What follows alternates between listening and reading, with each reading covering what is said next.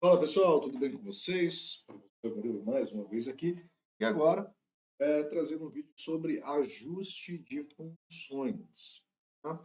Pessoal, quando a gente fala em ajuste de funções, eu devo ter comentado isso no vídeo anterior sobre o processo de integração numérica, principalmente quando nós não conhecemos a função, né? A função é uma função indefinida, mas eu conheço os valores, né, discretos dessa função. Nós podemos, então, ali aplicar um ajuste, né, ajustar uma determinada curva a essa função. Perfeito? Quando a gente fala em ajuste de funções, a gente está falando em duas modalidades, assim, duas formas de ajustar. A primeira forma é a que a gente chama de interpolações. Eu posso gerar um polinômio para aquele conjunto de dados, de que forma que eu possa, né, através desse polinômio gerado, essa expressão gerada, eu interpolar, né, inserir um valor dentro daquele conjunto. Então, eu quero estimar um valor que esteja dentro daquele. Isso é uma interpolação. Né? A interpolação, ela tem vantagens porque ela tem um polinômio que se ajusta perfeitamente aos dados. Entretanto, ela não é uma boa extrapoladora. O que eu quero dizer, ela não é muito boa para prever dados futuros. Né? Ela tem um problema que ela não leva em consideração uma coisa chamada tendência dos dados. Ela não leva ao comportamento entre as duas variáveis que a gente está analisando. Perfeito?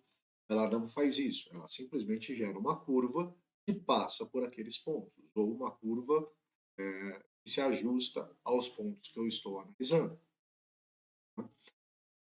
Antes da interpolação, a gente tem vários modelos, né? Temos a interpolação linear, que é ajustar uma reta, temos a interpolação quadrática, que ajusta uma parábola, temos os ajustes polinomiais, por exemplo, o método de Lagrange, que ajusta polinômio de ordem n, dependendo da quantidade de dados que você possui.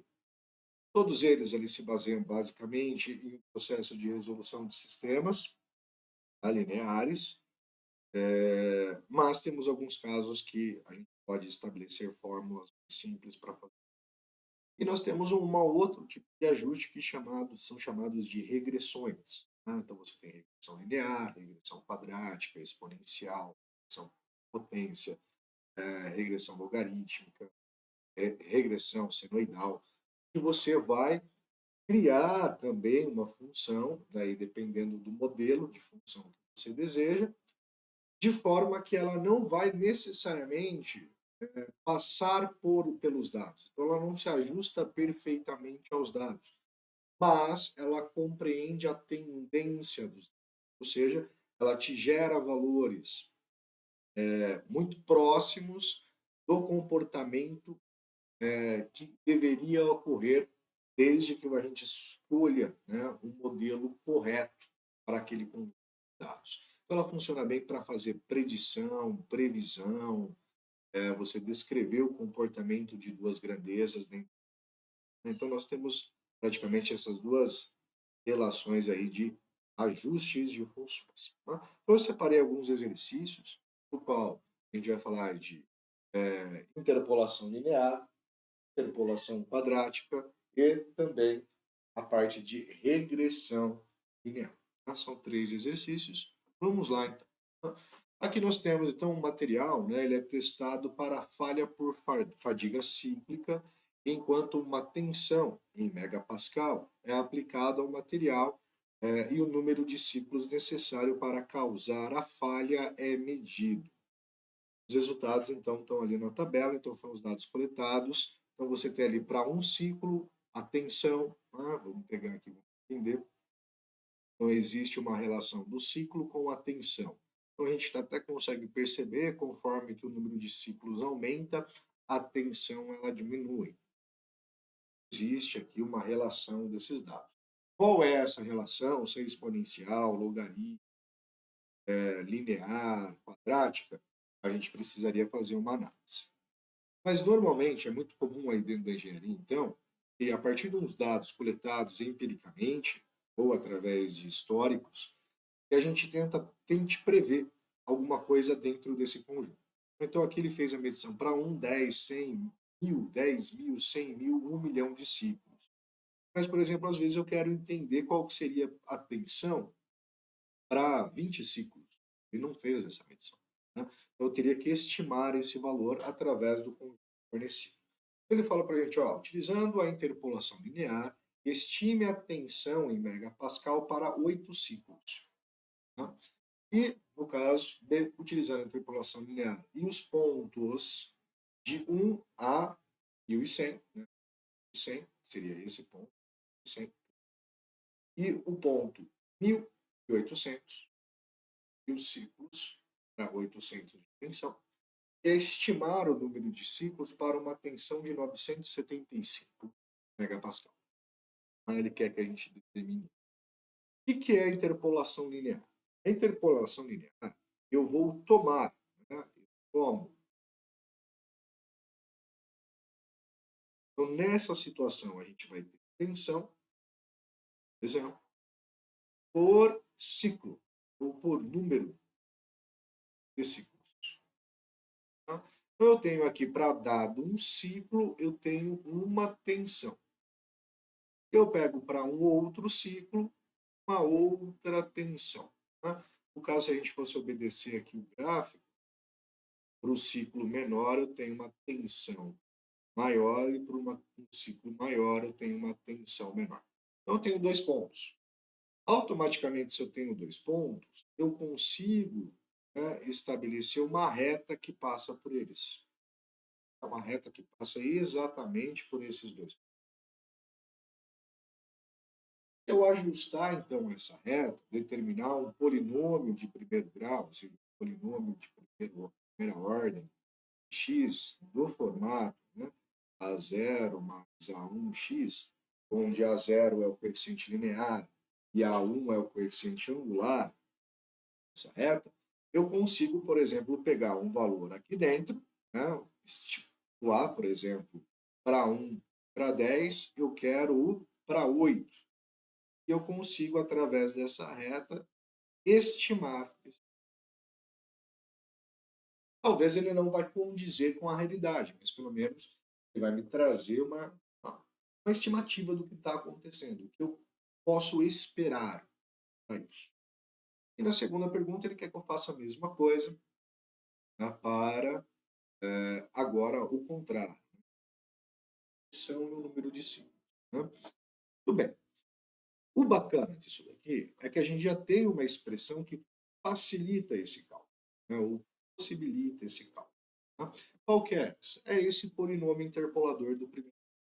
Ele fala o seguinte: eu vou escolher 2 pontos, guardar isso. Vou escolher um ponto x0, y0, e vou escolher um outro ponto chamado x1 e y1. Tá? Então, ele fala que se eu pegar o y0 mais o y1 menos o y0 vezes x, o x é o valor desejado,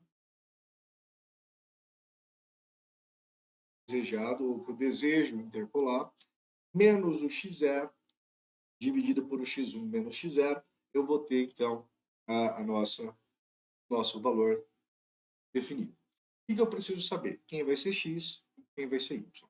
Tá? Na letra a gente deseja interpolar a tensão para 8 ciclos. O que a gente vai entender? X vai ser considerado o número de ciclos e Y a gente vai associar com a tensão. Tá? Importante que a gente faça essa associação. Tá? Então, eu quero o valor desse polinômio, tensão, para 8. Então, eu vou fazer assim, ó, y0. Legal. Quem vai ser meu y0? Ele quer para 8. 8 está entre 1 e 10. Então, o adequado é que eu pegue esses 2 pontos aqui como referência. Eu vou inserir 8 aqui e vou determinar qual é a tensão para esse 8 dentro desse intervalo. Se eu não poderia pegar de 1 a 100, eu posso, tá? Mas Se você pegar intervalos menores, eu garanto que você vai ter uma precisão melhor. Tá? Principalmente porque o ajuste linear, né, a interpolação linear, é muito boa para quando as curvas são suaves. E a curva normalmente ela é suave, né, abrupta, quando você trabalha com intervalos pequenos. Quando você trabalha com intervalos muito grandes, o erro vai se tornar muito grande. Vamos pegar como exemplo aqui, só para a gente entender. Digamos que eu tenho essa curva. Tá? Se eu pego este ponto A e pego este ponto B, e eu traço uma reta entre eles, note que se eu tentar interpolar alguma coisa por aqui, C, seria C, eu vou encontrar esse C. Então existe aqui uma divergência, existe um erro grande. Tá? Agora, se eu pego um ponto A' aqui, ponto B' aqui, note que a reta que eu vou ajustar é essa reta aqui. Tá? A curva ela é mais suave, tá? Nesse intervalo menor. Então eu tenho uma precisão maior. Beleza? Tá? Isso é um fator muito importante. Então, a interpolação linear ela funciona bem para intervalos pequenos. Tá? Intervalos muito grandes ela não é muito adequada. Aí seria recorrer a outro método. Tá? Então vamos lá. Então, se são esses pontos, vamos colocar aqui, olha, meu primeiro ponto, ele vai ser para um ciclo e 1.100 de tensão. Meu segundo ciclo, meu segundo ponto que eu vou estar utilizando é para 10 ciclos com 1.000 de tensão. Eu tenho aqui o nosso x0, y0, temos aqui o nosso x1, nosso y1. Então agora eu vou substituir ali, ó. Y0, a gente vai ter 1.100, tá? Que é a nossa tensão inicial, mas vou fazer a diferença entre o y1 e o y0, vai ser 1.000 menos 1.100, vezes o valor de x, então a gente está desejando para 8,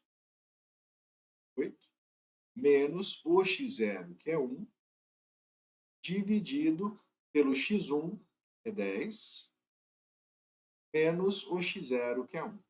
Tá? E nós vamos ter aqui, então, a nossa aproximação.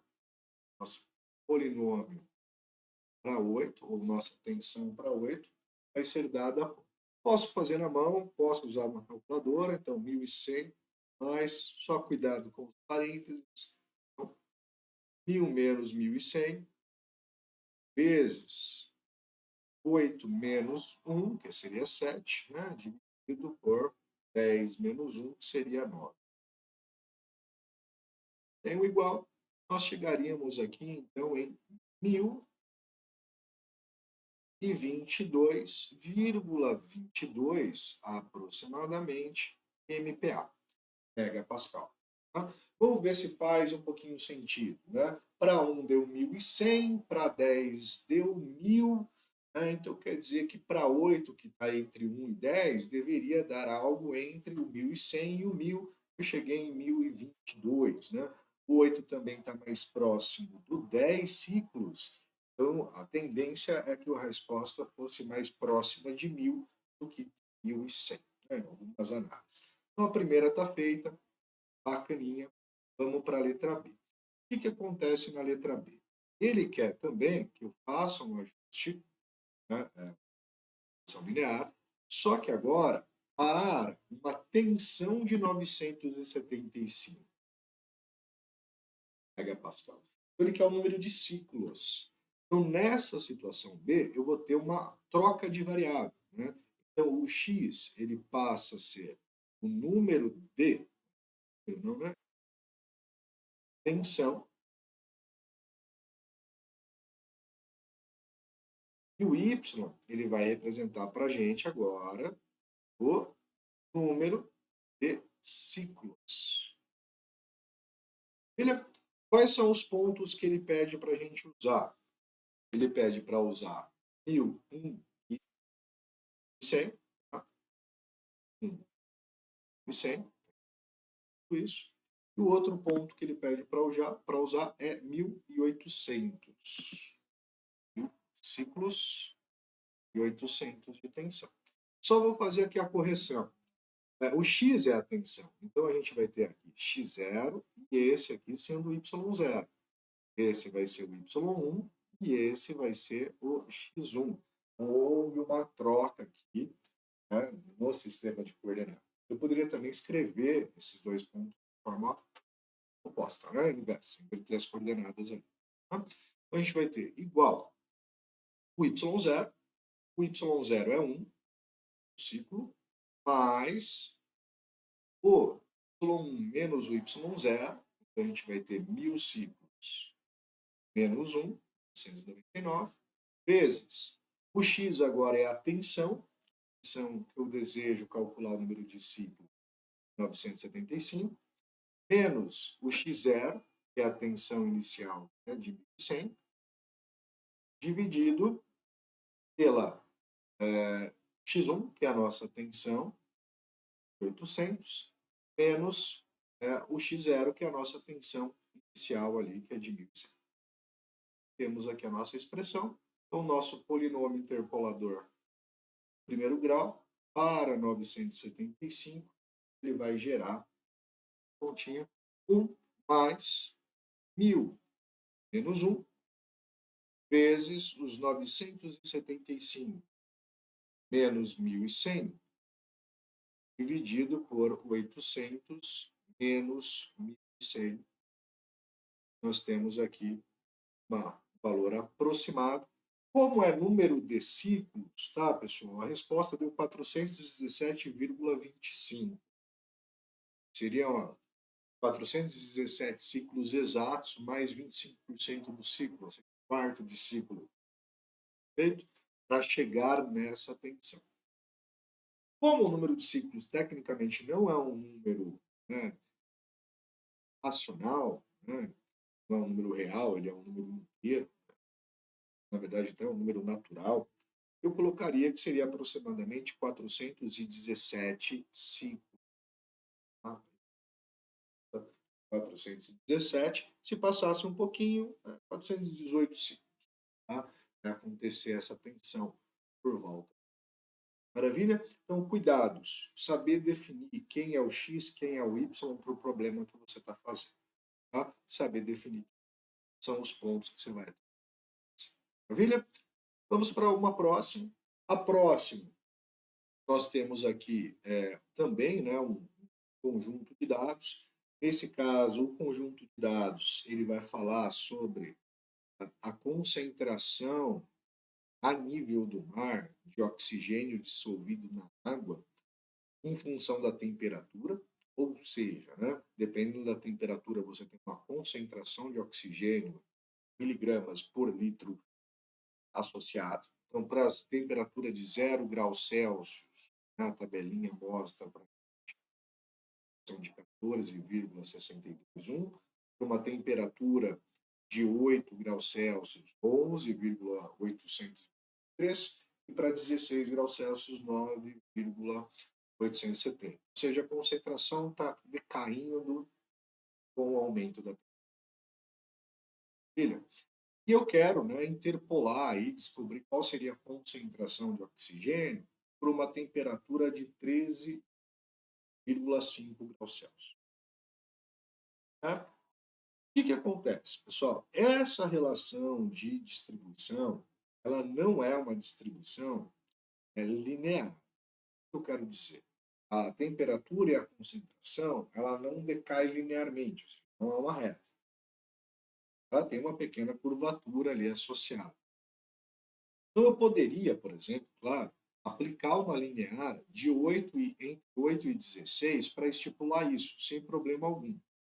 Mas se eu quero, por exemplo, uma precisão um pouquinho maior, o que eu preciso fazer? Talvez ajustar uma parábola, né? Ajustar uma função de segundo grau. Então, ao invés de uma reta, vamos fazer isso aqui. Olhar. Digamos que eu tenho aqui, ó, 3 pontos. Esse ponto, este ponto e este ponto. Tá? Ponto C. Curva está aqui, desconhecida. Né? Não conheço a curva. Eu posso ajustar uma reta de A para B, eu posso ajustar uma reta de B para C, posso ajustar uma reta de A para C, beleza? Mas eu posso pegar esses 3 pontos e ajustar uma parábola. Olha que bonito. Tá? Se eu ajusto uma parábola, eu tenho um pouquinho mais de confiança. Claro que agora eu preciso de 3 pontos e não somente dois. Mas se eu pegar 3 pontos, eu tenho uma curva melhor ajustada para fazer essa interpolação. Tá? E daí, né, para a quadrática, a parabólica, né, a interpolação vai ser chamada de interpolação quadrática e você vai ter um polinômio de segunda ordem. Normalmente, né, você trabalha com dados, né, e você vai ter que montar um sistema, né, literalmente montar um sistema linear para resolver ali, para achar os parâmetros. O que são os parâmetros? Polinômio do segundo grau, polinômio do segundo grau, é dado lá daquela forma assim, A0 mais A1 vezes x mais A2 vezes x ao quadrado. Né? Então, daí você precisava achar o A0, o A1 e o A2. Daí, para isso, a gente acabava caindo no sistema 3x3. Então, eu consigo achar esses 3 parâmetros, A1, A0, A0, A1 e A2, e escrever esse polinômio interpolador. Tá? Dá um trabalho para fazer isso, não vou negar. Só que, entretanto, tem um método ali que ele é construído através do método de Newton-Cotes, das diferenças, em que se, ó, vamos guardar isso, se os valores da variável x forem equidistantes, né? Então o que, que a gente tem aqui? Concentração é o y, temperatura é o x, né? A concentração muda em função da temperatura. Se os espaçamentos de x forem equidistantes, ou seja, você tem a mesma distância daqui para cá, tá? Você cai num caso particular que você pode resolver isso um pouquinho mais fácil. Essa distância é chamada de h, a altura. Basicamente a ideia lá do trapézio, né? Não estou associando aqui um trapézio. Então, se a gente olhar aqui, você tem 8, né, de 0 para 8 é 8, e de 8 para 16 é 8, ou seja, está igualmente espaçado, os valores estão distribuídos, e tem um H igual a 8 graus Celsius. Isso aqui anda em 8 graus Celsius. Se isso acontece, eu tenho já uma expressão pronta que pode me resolver, fazer essa interpolação. É essa que está aqui embaixo. Né? Então, o polinômio interpolador de segunda ordem, quando isso acontece, vai ser o y0 menos 2 vezes o y1 mais o y2, tá? Rho elevado ao quadrado por 2 mais y2 menos y0 vezes Rho dividido por 2 mais o y1. Quem que é esse Rho?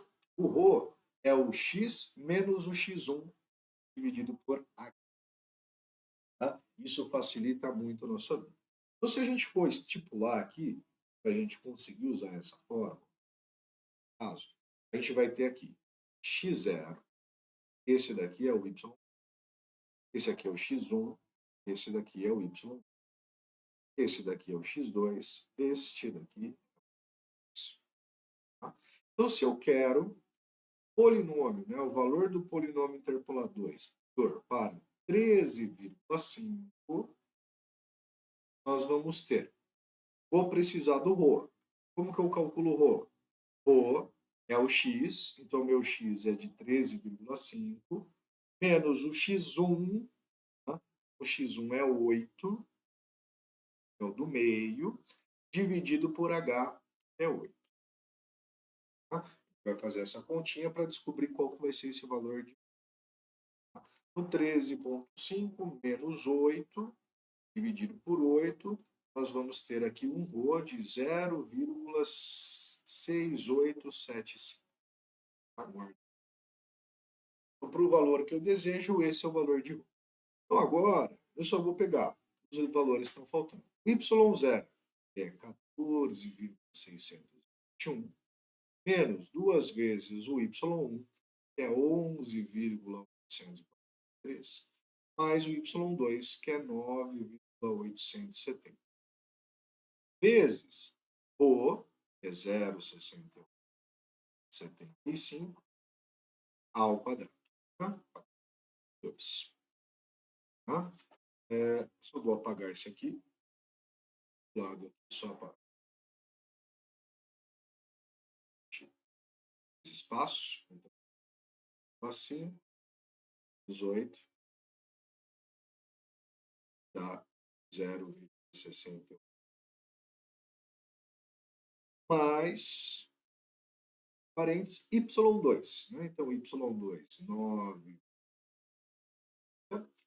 menos o y0, que é 14,621, vezes o ρ, que é 0,65, dividido por 3, mais o y1, que é de 11,843.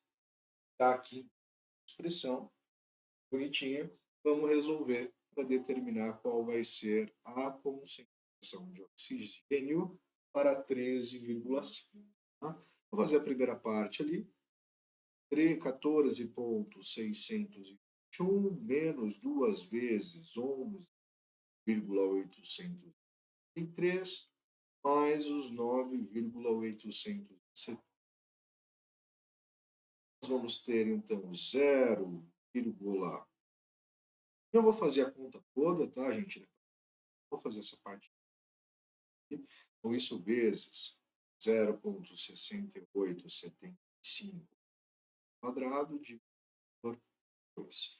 A gente chegaria aqui em 0,1902. Aproximei com 4 casas decimais. Por quê? Porque todos os dados da concentração estão com 3 casas, tá, gente? Uma boa prática sempre casa mais, tá? Os dados que foram coletados. Perfeito?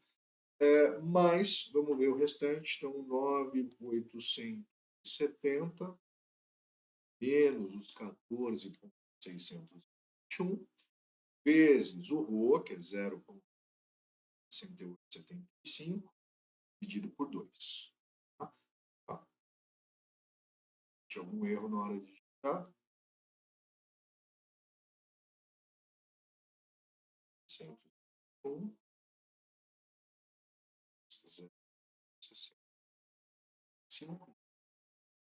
Então, teríamos aqui um valor negativo, tá, de menos 1,6332, né, com 4 decimais, mais os 11,843. O nosso polinômio de ordem 2, de 3,5, vai ser igual a 0,192 menos 1,6332 mais os 11.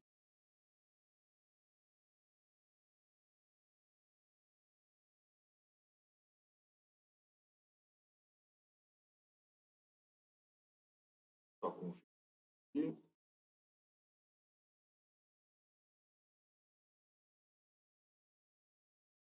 Teremos, então, uma concentração de 10,4 miligramas por litro. Né?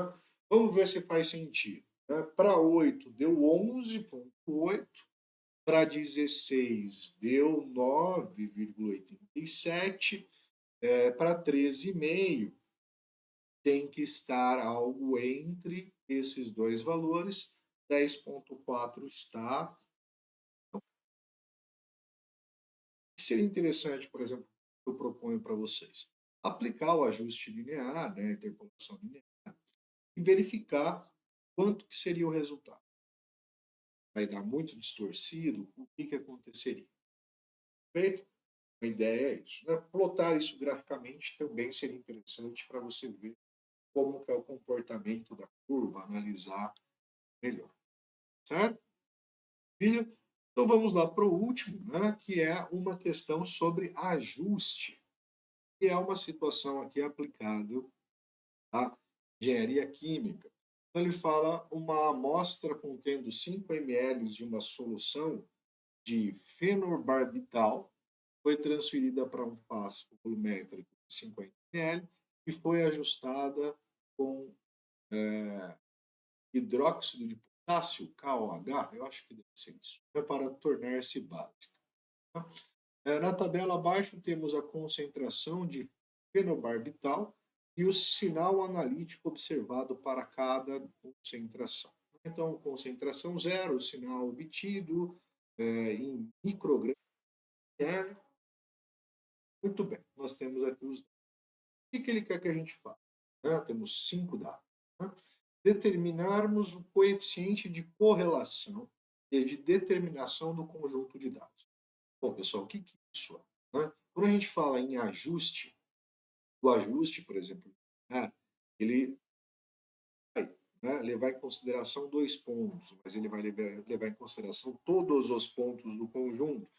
Ele quer literalmente interpretar a tendência desse conjunto. Tá? Então a gente tem que medir a força da correlação entre essas variáveis. Tá? Então a força é dada pelo coeficiente de correlação linear, coeficiente R. Tá? E o coeficiente de determinação, ela vai nos especificar o quão bom é o modelo que a gente está utilizando. Tecnicamente é o seguinte, o R faz a correlação, o quão próximo de uma reta está, e o R quadrado, né, que é o de determinação, ele verifica para nós se o modelo é bom ou não.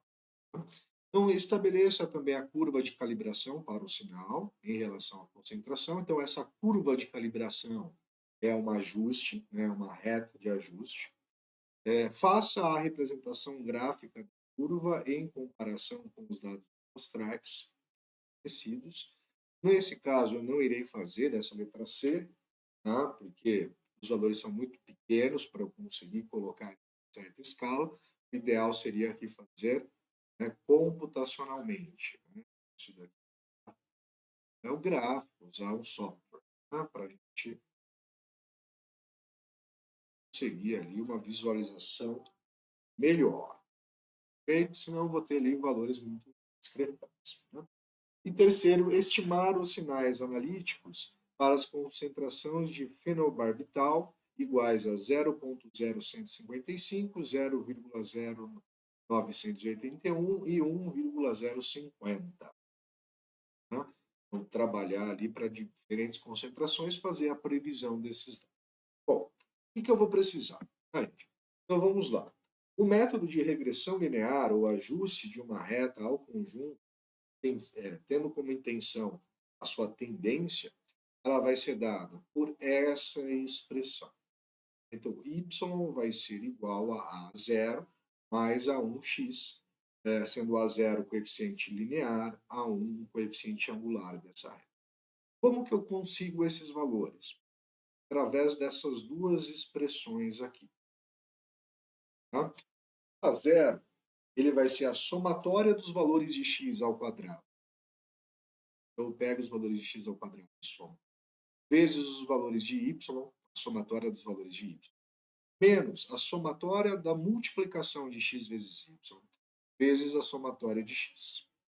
Dividido por m, esse m, no caso, representa o número de dados que nós possuímos, vezes a somatória dos valores de x ao quadrado, menos a somatória de x elevada ao quadrado. Tá? E, basicamente, o A1 é uma fórmula muito parecida. Certo? E o R, que é o nosso coeficiente de correlação linear, ele é obtido também nesse formato, certo? Ela vai estipular o quão perto de uma reta isso está, crescente ou decrescente. E o R quadrado, que é o de determinação, a gente pega o R e eleva ao quadrado. Feito? Tá? A gente vai analisar isso daqui. Como que a gente faz para resolver esse negócio que parece um bicho de 7 cabeças? A gente usa uma tabela, tá, gente? A gente usa uma tabela de organização. O que é essa tabela de organização? Eu vou pegar o valor de x, eu vou pegar o valor de y, eu vou precisar de quem? Vou precisar do valor de x ao quadrado, eu vou precisar do valor de y ao quadrado. Professor, por quê? Porque a expressão aqui fala, ó, vou precisar de x ao quadrado. Vou precisar de x vezes y. Vou precisar da somatória de x. Vou precisar da somatória de y ao quadrado. Então, eu vou preencher essa tabela. Ó. Vou precisar do x ao quadrado, vou precisar do y ao quadrado e vou precisar do x. Tá? Então, eu vou fornecer esses valores e a gente vai calcular isso daqui. Vou fazer as coisas. Então, quais são os valores? Para x, então vamos estipular. X é o valor da concentração. Tá? E o y vai ser o nosso sinal analítico. Então, a gente tem o primeiro x, ele é zero. O segundo x, ele é 0,2. O terceiro x, ele é 0,4. 0,2 não. 0, 0,2. 0, 0,4. O próximo foi fornecido é 0,6. E o último é 0,8.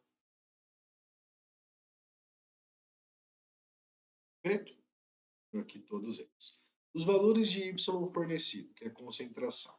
Então, 3,26. Concentração. 4,80. Sinal, né? 6,61. 6,40. 8,02. E, por último, 9,56. Certo? Esses são os valores que a gente obtém. Bom, as fórmulas que a gente obtém, elas precisam do somatório. Tá? Então, a gente vai precisar somar esses valores. Então, eu já vou somá-los. Né? Então, se eu pegar o primeiro ali, 0,02 mais 0,04 mais 0,06 mais 0,08, vou ter o total aqui de uma soma de 0,2, ou seja, a soma dos valores de x. Vou também precisar da soma dos valores de y. 3,6 mais 4,8 mais 6,41 mais 8,02 mais 9,56.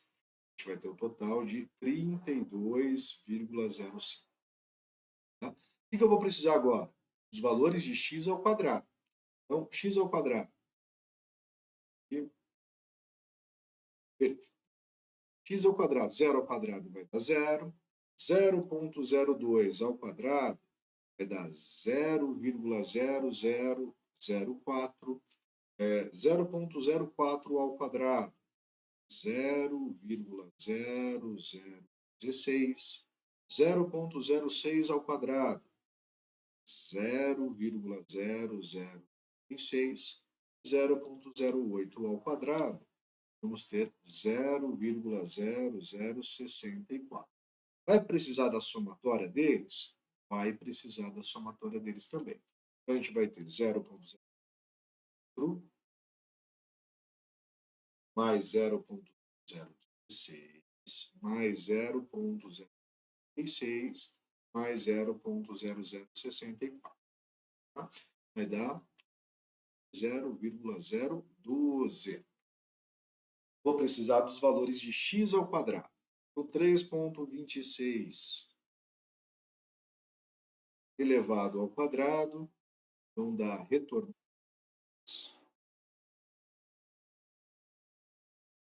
Retornar para 10,6276, 4,8 ao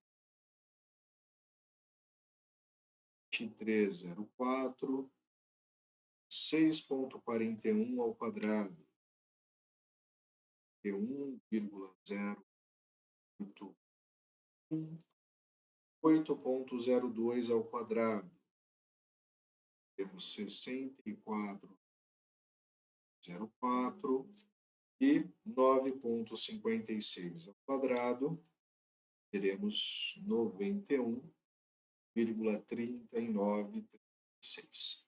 Vamos somar eles também, 3,76, mais 23,4, mais 41, mais 64,4, mais 91,6, 39,36. Temos aqui o total da somatória de 230,4697. E por último, nós vamos precisar do x vezes y. Então, 0 vezes 3,6 vai 0. 4,8 vezes 0,02, ser 0,06. 6,41 vezes 0,4, ser 0,2564. 0,06 vezes 8,02, ser 0,4012. E 0,08 vezes os 9,56 vão ser 0,7648. E agora preciso da soma de todos eles. Maravilha? Então, fazendo a soma.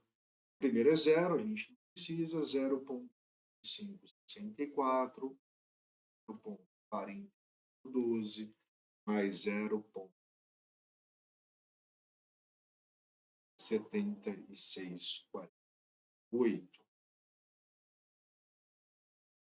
E faltou um valor, o primeiro ali, que é o 0,6. Isso vai resultar para nós em 1,5980. Maravilha! Essa tabela é a tabela que nos auxilia para resolver. Então, a letra A. A letra A, eu quero R. Né? Como que eu vou calcular o R? É M. M é o número de dados, então 5 vezes. Tá? Somatório de x vezes y. Somatório de x vezes y, 1,5984. Tá? Menos somatória de x vezes somatória de y. Menos somatória de x, 0,2. Vezes a somatória de y, 32,05. Isso aqui dividido, então, pela raiz quadrada de m, que é 5, vezes a somatória de x ao quadrado, que é 0,012. Tá? Menos a somatória de x ao quadrado. Então, a somatória de x, 0,2. Então, menos 0,2 ao quadrado. Isso aqui tem que usar como vezes ainda m, que é 5, vezes somatória de x ao quadrado. De y ao quadrado. Somatória de y ao quadrado, 230,4697. Menos somatória de x não, somatória de y, que é 32,05. Isso aqui ao quadrado. Tá? Então, resolvendo essa expressão, a gente vai ter o valor de R. Tá? Então, vamos lá. 5 vezes 1,5984 menos 0,2 vezes 32,05. Tá? Então, a parte de cima da expressão, se eu não me equivoquei em nada, ela dá 1,582. Agora a gente vai ver quanto vai dar a parte de baixo. Raiz quadrada de 5 vezes 0,15 menos 0,2 cheio, a raiz, né? Parênteses, vezes a raiz quadrada, parênteses também, 5 vezes os 230,697 menos os 32,5 quadrado. Tá?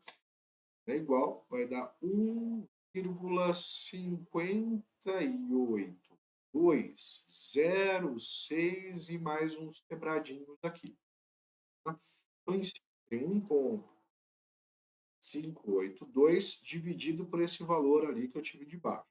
Isso vai levar para a gente a um R de 0,99996, aproximadamente.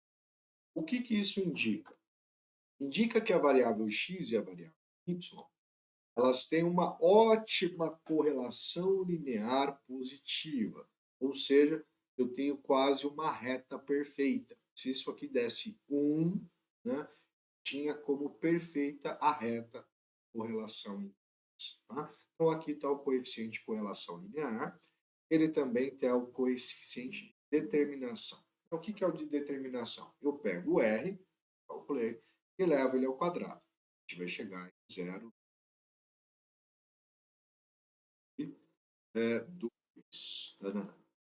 O que indica para nós que o nosso modelo ele é ótimo, um modelo muito bom para fazer um ajuste desses dados como são. Perfeito? Letra A está determinado. E para a letra B, o que a letra B ele quer?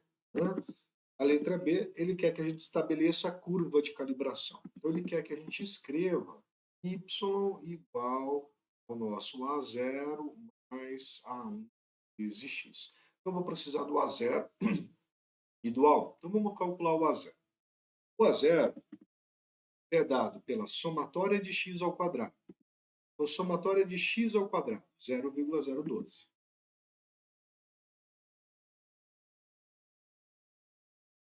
Vezes a somatória de y. Somatória de y, 32,05.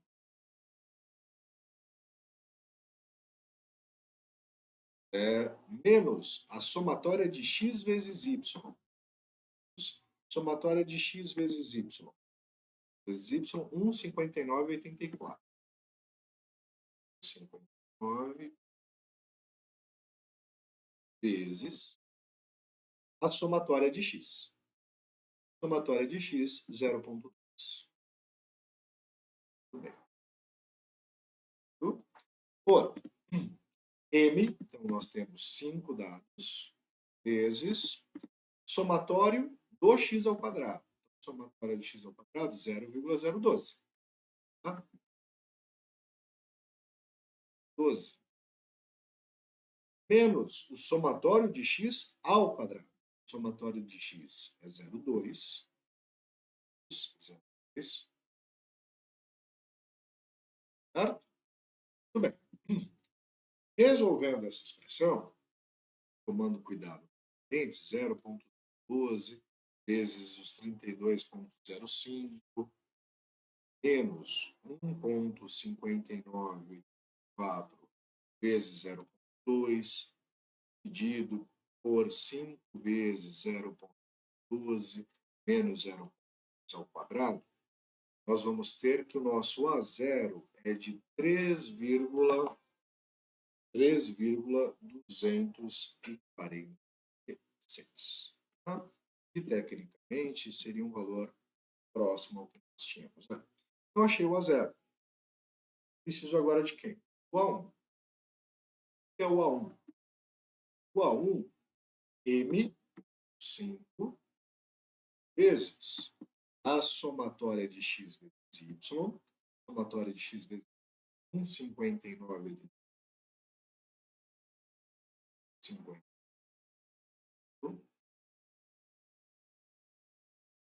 menos o somatório de x vezes o somatório de y. Então, o somatório de x é 0. O somatório de y, 32,5, dividido aqui embaixo por... Se você olhar as duas expressões, o denominador é o mesmo, então eu posso copiar da expressão de cima. 5 vezes 0,12 menos 0,2 ao quadrado. Então, a gente vai ter aqui, como resposta dessa operação,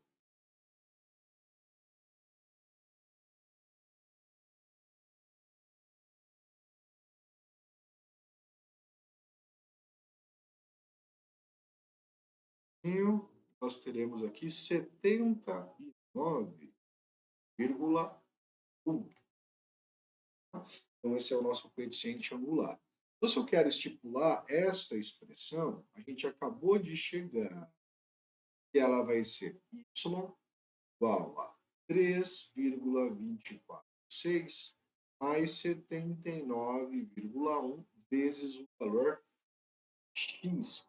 E essa é o que a gente chama, então, de função preditora. Né? Por que função preditora? Dado um valor de x, eu vou conseguir estabelecer o valor de y. Nessa situação aqui, o problema é a curva de calibração. Então, para qualquer concentração x, eu consigo obter o sinal analítico y. Claro que com um certo erro, né, mas eu consigo apresentar esse valor em si. Tá? Então, tenho aqui a resposta. A letra C, como eu disse, é a questão de um gráfico, né? Ali, no caso, você usar um software para fazer isso.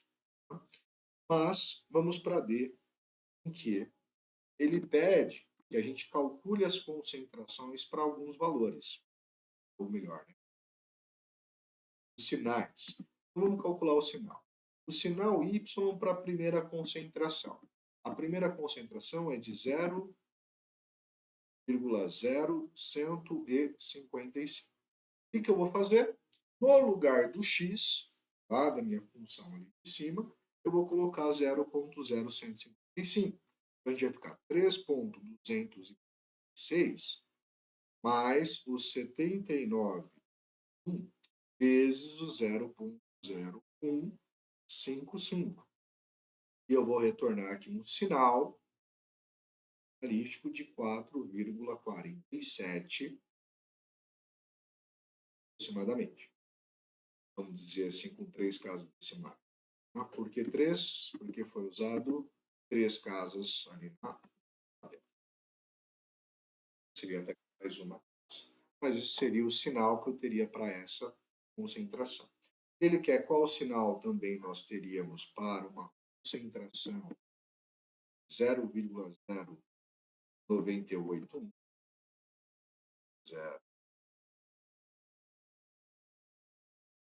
Exatamente. Vou jogar na expressão, na nossa curva de concentração, vezes o 0,08. Teríamos aqui um sinal de 11,006 na prática. E, por último, ele também pede o sinal analítico pela curva de concentração para 1,05. 0,50. Vamos ver quanto que seria. 206 mais o 79 vezes o 1,050. Tá? Nós teríamos um sinal analítico de 86,3. Tá aqui, então, as três, né, os três sinais analíticos dados segundo a seja essa reta ajustada que seria a curva de calibração. Perfeito? Pessoal, espero que esses vídeos ajudem vocês a compreender mais sobre a questão de ajustes de funções, né, a questão de população, né, a área prática e a questão da regressão linear. Bom, grande abraço e até qualquer momento.